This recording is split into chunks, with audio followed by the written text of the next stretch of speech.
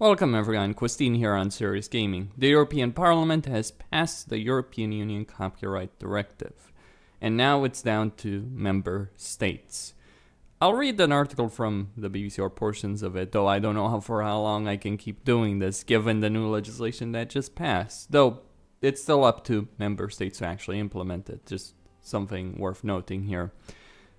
From BBC, European Union backs controversial copyright law. Web pioneer Sir Tim Berners-Lee has warned about the possible consequences of copyright changes. The new rules include holding technology companies responsible for material posted without proper copyright permission. Many musicians and creators say the new rules will compensate artists fairly, but others say they will destroy user-generated content. The Copyright Directive was backed by 348 members of Parliament, with 278 against. The laws on copyright were last amended in 2001. It has taken several revisions for the current legislation to reach its final form. It is now up to member states to approve the decision. If they do, they will have 2 years to implement it once it's officially published. The two clauses causing the most controversy are known as Article 11 and Article 13, though they were actually changed. Article 11, in terms of like their numbers, they were so clever, they changed the numbers on these. But anyway, Article 11 states that the search engines and news aggregate platforms should pay to use links from news websites. Article 13 holds larger technology companies responsible for material posted without a copyright license. It does not include cloud storage services, and there are already existing exemptions, including parody. The European Parliament said that memes or video clips that go viral would be specifically excluded from the directive, although it was unclear how tech firms would be able to enforce that rule. And then, of course, you do have the discussion, noble aims, is it a step forward or a step backward? But let's talk about this entire situation and what the problem is. And there are multiple problems here.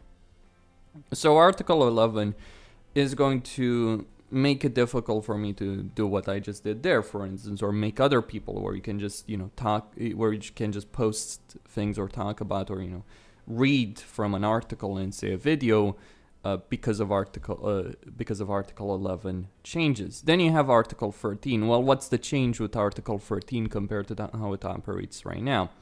Well, the internet, as long as we've known it, certainly since the passing of the Digital Millennium Copyright Act, has operated under what you call the safe harbor provision, in that online websites are not responsible, within limits of course, but they are not responsible for the content that users post. So for instance, if I take, just an example, if I take a movie and I upload it to YouTube, then YouTube is not responsible for it, as long as they take reasonable steps to remove that once that is detected by whoever owns the copyright for that. So there are rules within reason. You can't just, you can't just ignore something that gets posted on your platform, but as long as you take action once it becomes clear that it is there, you're fine.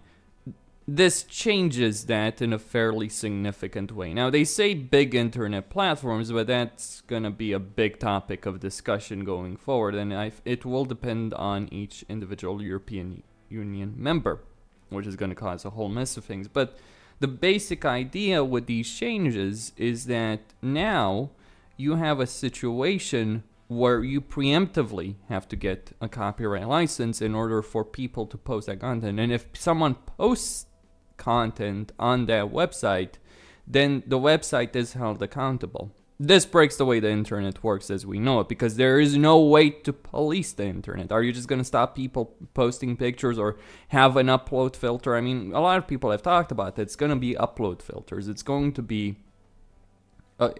force companies to implement upload filters in order to decide what is and what isn't permissible to post on a website. It's going to cause a lot of issues in terms of being able to post things in the first place.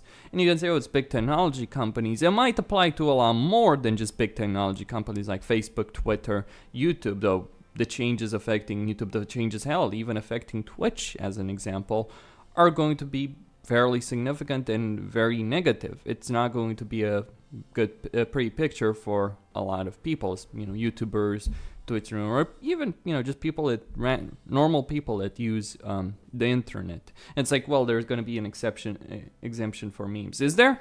How would that work?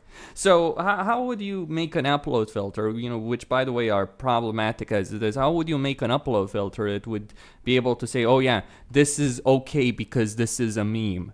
That's not how these things would work. It's not gonna really be workable. This piece of legislation was created and supported by a lot of people within the quote-unquote elites, largely because it was the backing of the music industry, who effectively, what this boils down to, what these major changes boil down to, with Article 13, it boils down to the music industry who wants a bigger cut of the profits generated by, say, YouTube. That's the beginning, middle, and end of it. With Article 11, the media organizations want a cut from news aggregators, including Google. That's the beginning, middle, and end of these changes, but they're going to impact the internet on a widespread scale. People have compared it to ACTA or SOPA, the Stop Online Piracy Act, or PIPA. You remember, if people remember those from a few years ago. In some ways, those comparisons are accurate, though I would argue that for all the horrible things that are happening here with the copyright directive, it's probably not as bad as ACTA, PIPA, and SOPA. In many respects, in some ways, they are obviously worse. But here's the catch with all of this, and this is where it gets actually complicated on a European Union political level.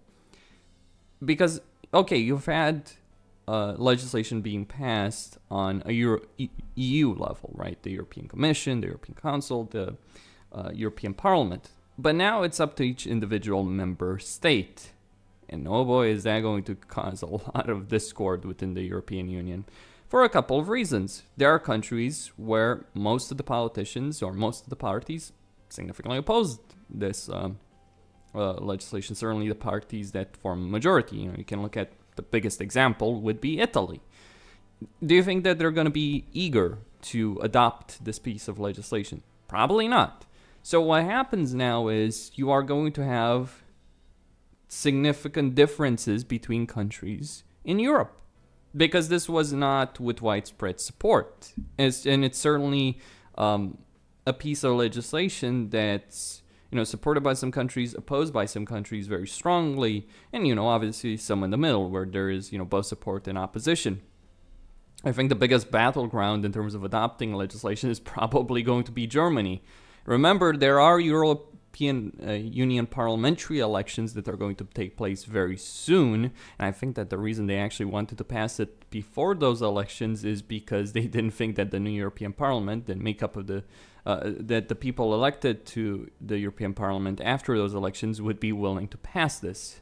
They probably wouldn't have been. So this is like one last move before those elections, and it's really a dick move in many respects. Like, oh, our people are not going to be able to win their elections this time around, so let's pass this very quickly. There's also accusations that are being made in Germany that Germany made the deal with France, which France was one of the main backers of this entire affair.